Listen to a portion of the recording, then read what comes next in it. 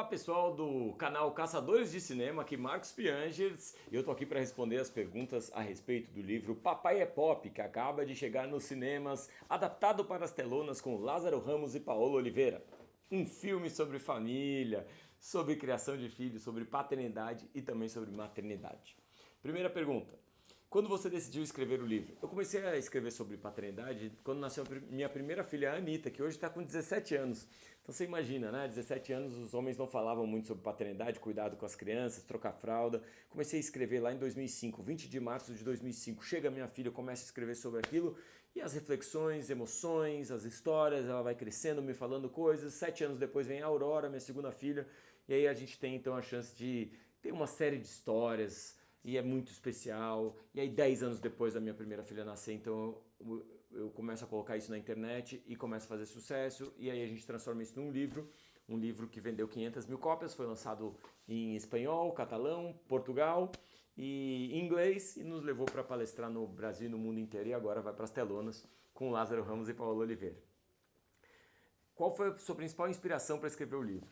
Eu me inspirei nas minhas filhas, obviamente, mas também nesse sentimento, a vontade que eu tinha de ser um bom pai, a vontade que eu tinha de ser um pai participativo e o pai que eu não tive, porque eu mesmo não tive pai. Meu pai biológico abandonou minha mãe grávida e eu não tive então esse referencial, essa experiência da paternidade dentro de casa.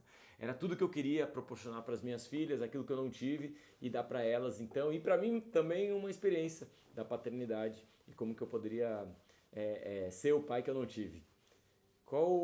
O livro trata sobre paternidade, mas também sobre maternidade. Fale sobre o assunto. Bom, é impossível falar sobre paternidade sem falar sobre maternidade. Mesmo um pai solo que cria o filho sozinho, ele tem uma maternidade dentro dele, que é a maternidade da própria mãe, ou a maternidade que ele viu em algum lugar, que ele se inspirou em algum lugar para ser um pai. Então a gente constrói o cuidado com o filho com base no que a maternidade nos mostra, né? Então mesmo a paternidade mais solitária, ela vai ter uma inspiração na maternidade. E isso tem toda a lógica, né? A gente, como um homem, pode se paternar e maternar. E uma mulher pode paternar também, pode maternar, obviamente. Nesse processo, a gente entende que a maternidade e a paternidade não são antagonistas. O homem e a mulher, o pai e a mãe não são rivais, são complementares. Então é muito importante que a gente fale de maternar, e o filme fala sobre isso, o livro toca nesse ponto também, sobre como o maternar nos inspira, nos ensina, e o homem também pode ser esse pai cuidador, afetuoso, carinhoso, atento, brincalhão. A gente pode ser mais sensível, mais conectado com os nossos filhos e não deixar basicamente todos os trabalhos de casa e da criação dos filhos para a mãe, né? Como tradicionalmente foi desenhado. A gente pode romper com esse padrão, um padrão que coloca as mulheres numa prisão, numa posição muito restrita, mas também coloca os homens numa posição muito restrita, né? A gente fica muito restrito quando a gente não pode sair dessa posição que nos colocaram à força, né? Então é muito bonito quando isso acontece e quando a gente consegue construir uma família feliz e harmoniosa. O seu maior desafio é escrever o livro? Bom, meu maior desafio para escrever esse livro foi o medo que eu sentia de como as pessoas iam lidar com aquilo que eu tinha de mais precioso dentro de mim, que era o meu amor pelas minhas filhas. Será que as pessoas iam ler aqueles textos e achar que estavam muito melosos? Será que tudo que eu falava mais sentimental, a emoção que eu entregava para as minhas filhas ia ser desconsiderado ou tratado como uma bobagem pelos críticos? Será que as pessoas iam criticar ou falar ou até xingar minhas filhas, que eu gosto tanto, e eu estava ali naqueles textos do livro expondo elas? Então todos esses medos e inseguranças eu acho que são os principais desafios para qualquer produtividade profissional e especialmente para qualquer produtividade artística. No momento que você escreve, ou que você faz um vídeo, ou que você dá uma palestra, ou que você faz um filme, você se sente de alguma forma inseguro com o que as pessoas vão pensar. Será que vão me julgar? Será que eu vou ser diminuído? Será que vão desrespeitar aquilo que eu tenho de mais precioso dentro de mim? E é muito bonito ver quando isso não acontece. O livro foi muito bem recebido, as palestras, os vídeos, os textos, e agora o filme tem sido muito bem recebido, as pessoas têm assistido, se emocionado, e enfim, o filme tem cumprido o papel para que ele se propõe, né? Ele tem cumprido aquele papel de emocionar, de inspirar o melhor pai, a melhor mãe que existe dentro das pessoas. O livro tem momentos sobre Marcos Piangers? Sim, eu conto a história da minha mãe, a vontade muitas vezes que a minha mãe sentiu de desistir, da dificuldade que é ter uma mãe, ser uma mãe solo, a dificuldade que é ser um pai também, apesar de eu ter a minha esposa do meu lado, eu estar ali com ela o tempo todo, já é muito difícil criar filhos, independente, né, da configuração familiar, e todos esses despreparos, esses erros, e eventualmente um ou outro acerto está no livro também, como está no filme. O livro fala sobre vó cuidar de neto, fale sobre o assunto.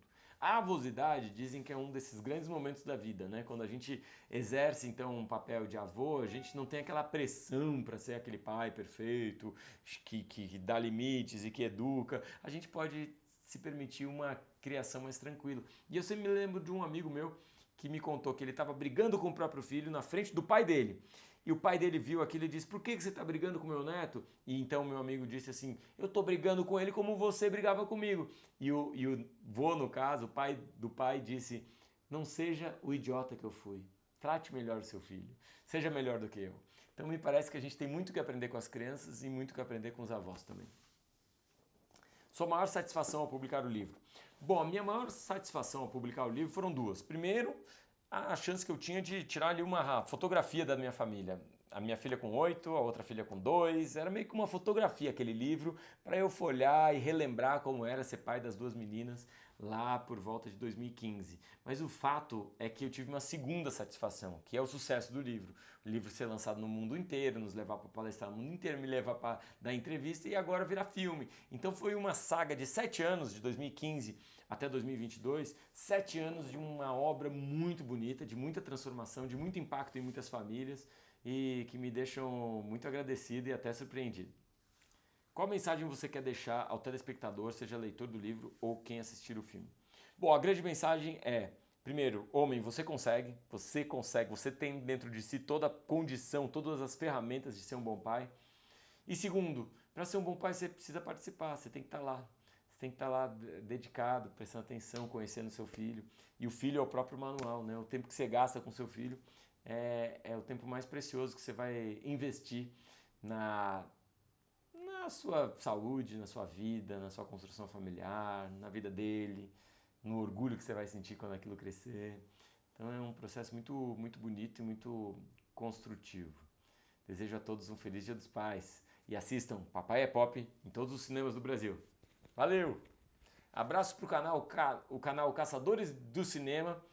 Abraço pro canal Caçadores de Cinema. Deem um joinha no vídeo e assinem o canal.